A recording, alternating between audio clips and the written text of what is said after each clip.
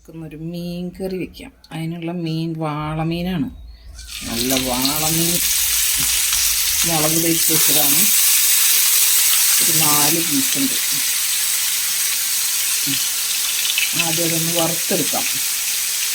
ഒന്ന് ഫ്രൈ ചെയ്ത് വരട്ടെ.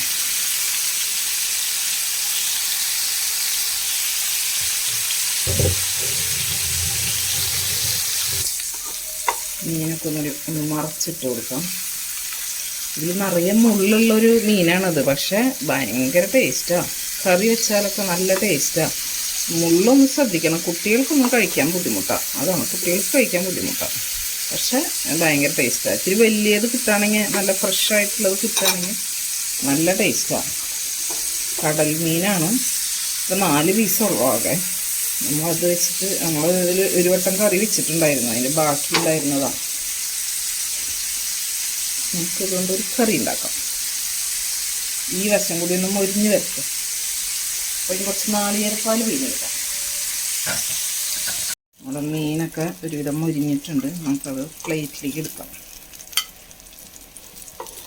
നമ്മൾ കറി ഇതിൽ തന്നെയാണ് റെഡിയാക്കണത്, അല്ലെങ്കിൽ പൊടിഞ്ഞു പോവും. ഇതധികം ഇളക്കാൻ പറ്റില്ല, വലിയ പാത്രം വേണം. അപ്പോൾ ഇതിവിടെ ഇരിക്കട്ടെ.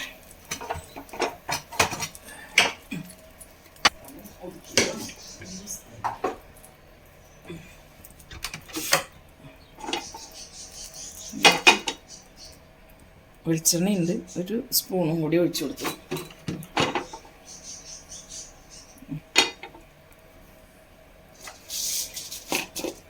ഉലുവയൊന്നും പൊട്ടിക്കിട്ടാൻ വേണ്ടിയിട്ടാണ് വെളിച്ചെണ്ണ വെച്ചത്, അല്ലെങ്കിൽ 2 മണി ഉള്ളി ഇട്ട് കൊടുത്തു.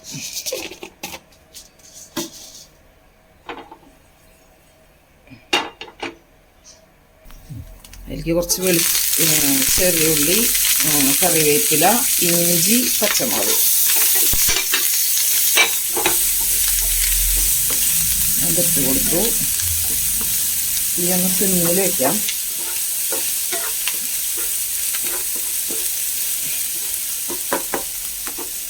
കുറച്ച് മല്ലിപ്പൊടി, മുളക് പൊടി, മഞ്ഞൾപ്പൊടി കുറച്ച് ചൂടുവെള്ളത്തിൽ ചാലിച്ച് വെച്ചതാണ്. അതെനിക്ക് ഇട്ട് കൊടുക്കാം. നന്നായി തുടച്ചിട്ട് കൊടുക്കും.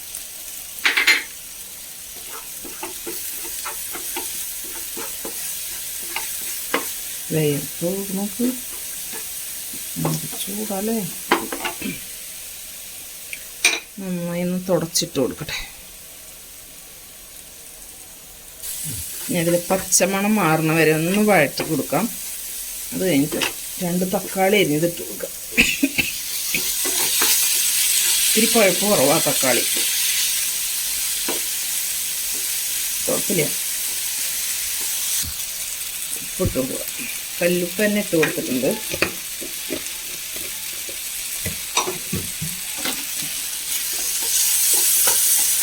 തക്കാളി വല്ലാണ്ട് ഉടഞ്ഞു പോകേണ്ട ആവശ്യമൊന്നുമില്ല കേട്ടോ. ഓരോന്നും ഇങ്ങനെ കാണണം തക്കാളിയിൽ.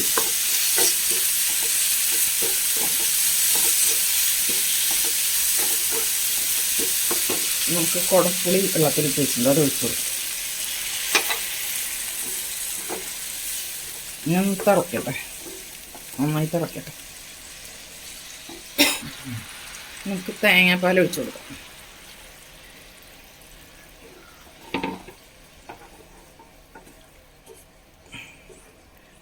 ഒന്നാം പാലുണ്ട്, ഇത് 2ാം പാലാണ് ഒഴിച്ചു കൊടുത്തിട്ടുള്ളത്. ഇതൊന്ന് തിളക്കട്ടെ.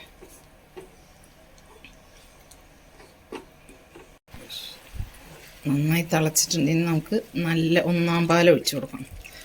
കുറച്ചധികം തന്നെ പാൽ ഒഴിച്ചു കൊടുക്കാം.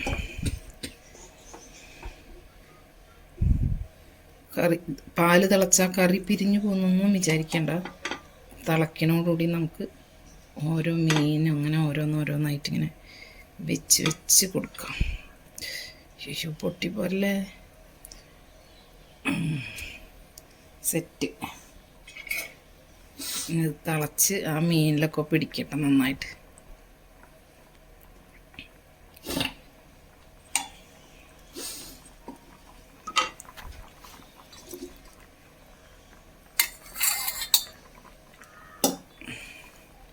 അങ്ങനെ നമ്മുടെ സ്പെഷ്യൽ വാളമീൻ കറി ഇവിടെ റെഡി ആയിട്ടുണ്ട്.